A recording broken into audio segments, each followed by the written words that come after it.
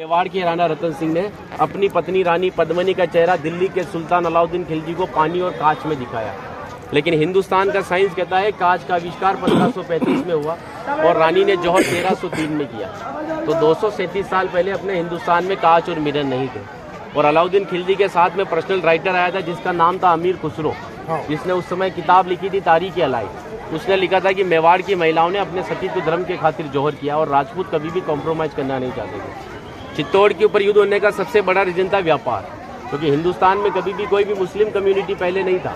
ये सभी जो आते थे अफगानिस्तान तुर्किस्तान से आते थे और आते कहाँ थे तो समुद्र के पास में आते थे, क्योंकि प्लेन तो थे नहीं ना।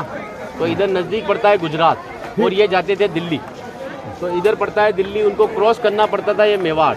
अच्छा, इधर गुजरात इधर दिल्ली बीच में राजस्थान, तो इसको क्रॉस करना पड़ता था ये मेवाड़। तो यहाँ के राजपूत उनसे टैक्स वसूलते थे।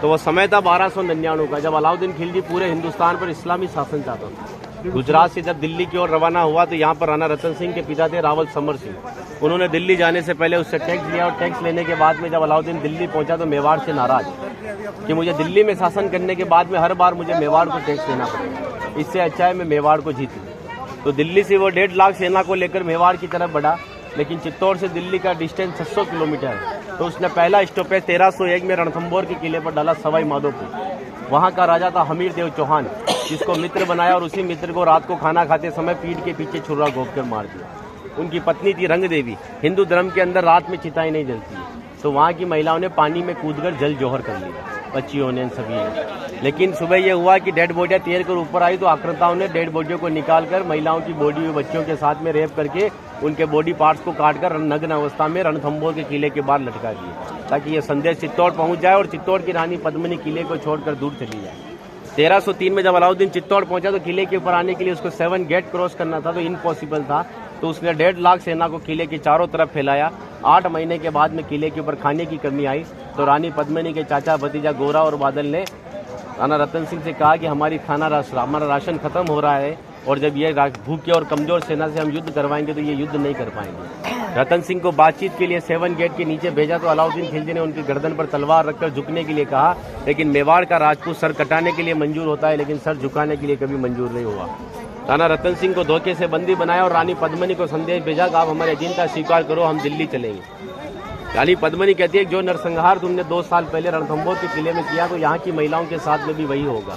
इस वजह से जहाँ मैं जाऊँगी वहाँ ये वीरांगनाएं चलेगी। 2 महीने का समय लिया। अलाउद्दीन खिलजी ने 700 डोलियाँ किले की ओर भेजी, लेकिन रानी पद्मिनी को पता था कि मेवाड़ में घूंघट सिस्टम है, तो हर एक सोल्जर्स को लेडीज पोशाक पहनाकर तलवार और भालों के साथ में उस पालकी में बिठा दिया और रानी पद्मिनी की पालकी में भतीजे बादल को रानी पद्मिनी की वेशभूषा पहनाई और 700 पालकों एक कमांडर बनाया चाचा जी गोरा को।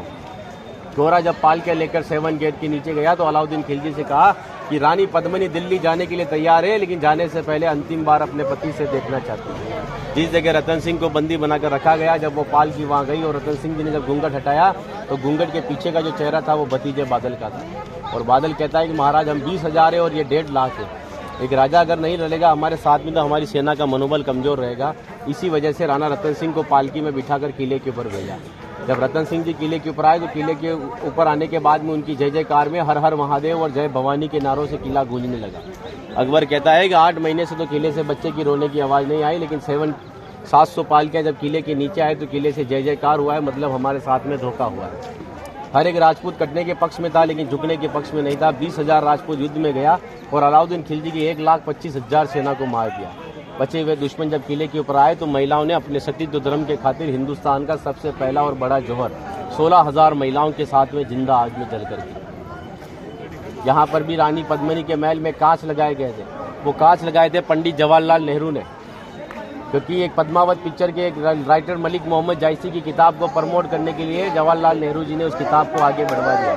ये रानी को आईने में दिखाया, लेकिन हिंदुस्तान के इतिहास में कभी मेवाड़ गुलाम भी नहीं बना तो आईने में किसको दिखाया। और एक राजपूत अगर अपनी पत्नी का चेहरा हजारों को दिखाता फिर कहते वो राजपूत कहलाने का हकदार भी नहीं। इसीलिए 2 घंटे अपन इस किले के ऊपर घूमे तो एक लाशों के ऊपर चल रहे हो, सब जगह लाश है। इसीलिए उन महिलाओं के सम्मान के लिए कहावत कहता हूँ कि गिरा जहाँ पर खून वहाँ पत्थर पत्थर जिंदा है और जिस्म नहीं है मगर नाम का अक्षर अक्षर जिंदा है और जीवन की यह अमर कहानी अक्षर अक्षर गढ़ लेना और शौर्य कभी सो जाए तो महाराणा प्रताप और शिवाजी को पढ़ लेना।